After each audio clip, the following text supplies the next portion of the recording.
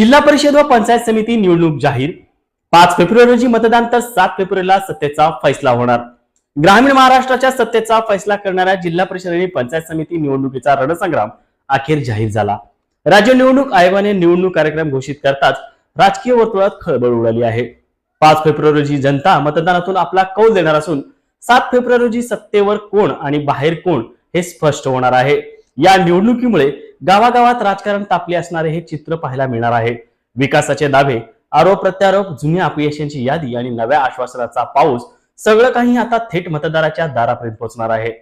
मात्र यावेळी निवडणूक केवळ विकासाच्या मुद्द्यावर नाही तर उघड उघड सुरू असलेल्या राजकीय पक्षांतरावर लढली जाणार का हे पाहणे महत्त्वाचे ठरणार आहे।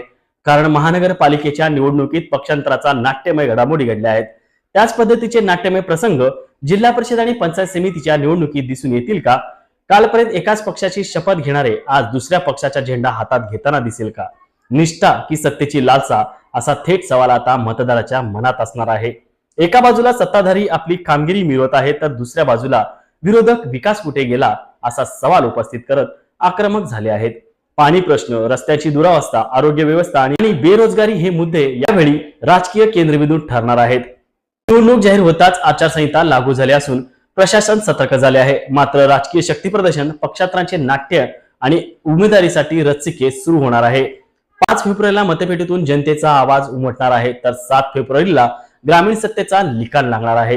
ही केवळ निवडणूक नाही तर ग्रामीण महाराष्ट्राच्या भवितव्याची लढाई आहे।